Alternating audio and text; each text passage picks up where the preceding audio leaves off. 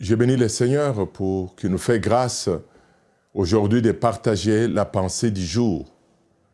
La pensée du jour est cette parole qui vient nous ressourcer, qui vient nous inspirer, nous donner ce que Dieu attend de nous.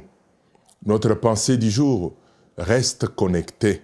Reste connectée à la bonne source.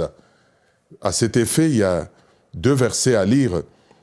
1 Roi, chapitre 17, Élie, verset 1, Élie, un homme du village de Tishbish, en Galate, dit au roi Akab, par le Seigneur vivant, le Dieu d'Israël dont je suis serviteur, voici ce que je te déclare. Il n'y aura de prochaines années ni rosée ni pluie, sauf si je le demande. Puis le Seigneur adressa la parole à Élie, pars d'ici, lui dit-il, va vers l'Orient et cache-toi près du torrent de Kérich, à l'est du Jourdain. Deuxième parole, le roi Akab raconta à Jézabel, sa femme, tout ce qu'Élie avait dit et comment il avait mis à mort tous les prophètes de Baal. Jézabel envoya alors un messager pour avertir Élie en disant, si demain, à pareille heure, je ne t'ai pas traité comme tu as traité ces prophètes, que les dieux m'infligent la plus terrible des punitions. Élie prit peur et s'enfuit pour sauver sa vie dans le désert. Élie est le prophète qui m'inspire. Quand nous lisons la vie d'Élie, nous trouvons tout simplement 6 chapitres, mais un ministère d'impact, un ministère qui a marqué des générations, un ministère d'un homme qui a travaillé pour l'orthodoxie, qui a travaillé pour veiller sur la doctrine. Il a travaillé pour le monothéisme. Oh, il est temps que des serviteurs de Dieu, nous puissions travailler davantage pour que nos enseignements, nos prédications soient fondées sur la bonne doctrine. Ici, nous sommes en présence de 2 situations différentes. La première, c'est que Élie est branché sur une source d'inspiration qui est Dieu. Dieu lui parle, Dieu les conduit. Dieu les conduit de proclamer la parole. Il sort dans la présence de Dieu avec une parole, ainsi parle l'Éternel. Il est temps aujourd'hui, comme serviteur de Dieu, de livrer à l'Église, ainsi parle l'Éternel, une parole que nous avons reçue de la bouche de Dieu lui-même.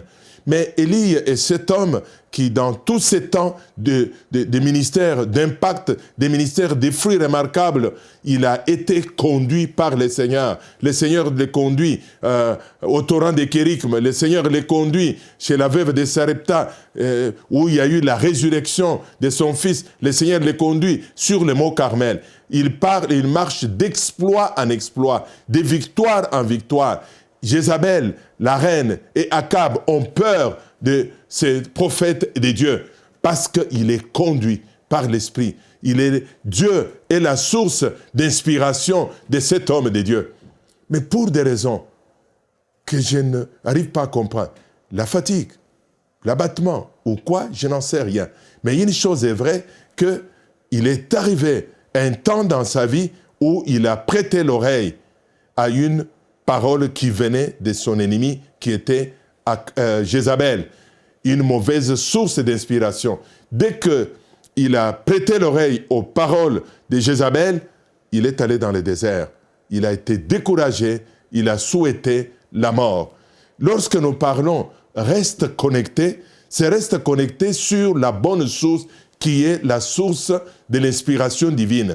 Les clés des ministères d'impact, des ministères prospères, des ministères qui produisent des fruits, des ministères qui portent les fruits durables, est caché dans la manière où le serviteur de Dieu est branché sur une source, la seule source qui est la source de la parole de Dieu, qui est la source de Dieu lui-même, pour que Dieu donne la parole à prêcher, que Dieu donne la vision.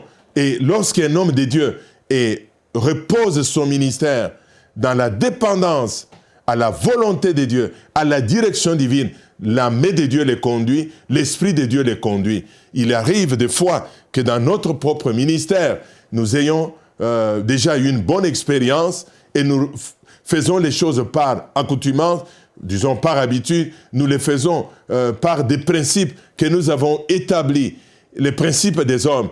Et Dieu se retire dans cette manière de fonctionner. Dieu attend de nous cette dépendance parce qu'il est la source d'inspiration, il nous donne la voie à suivre, il nous donne des recommandations que nous devons observer, mais à première vue, ces recommandations sembleront difficiles ou ressembleront, dans notre cœur, nous aurons la pensée, nous sommes sur un terrain difficile, ça ne portera pas de fruits, mais nous voyons que lorsque Élie s'inspire de la source de Dieu, il peut fermer les cieux, il peut ouvrir les cieux, la pluie peut tomber, il peut prier, le feu peut tomber du ciel et consumer l'autel et ramener les cœurs d'Israël jusqu'à proclamer « Seul l'Éternel est Dieu, seul l'Éternel est Dieu » à cause de la source sur laquelle il est branché. Oui, les méthodes, c'est une bonne chose. Nous les voyons. Nous sommes dans une période de grande technologie, les exploits où nous pouvons copier des choses que nous avons vues dans une église, dans une convention, dans une réunion quelque part, que nous avons lues dans les livres. Mais dans tout cela, qu'est-ce que Dieu dit? Branché sur la bonne source d'inspiration, qui est Dieu lui-même, nous dépendons de lui, il nous conduit, il nous dirige, même si les fruits tardent à venir, mais elles viendront comme la pluie que Élie a demandé auprès du Seigneur, ouvre les cieux cette fois et la pluie est venue. Daigne le Seigneur nous ramener à la bonne source d'inspiration qui est Dieu lui-même et que nous soyons dépendants de lui. À lui la gloire au nom de Jésus-Christ. Amen. Pour aller plus en profondeur, vous pouvez lire et télécharger la version complète de cette pensée du jour sur le site enseigne-moi.com.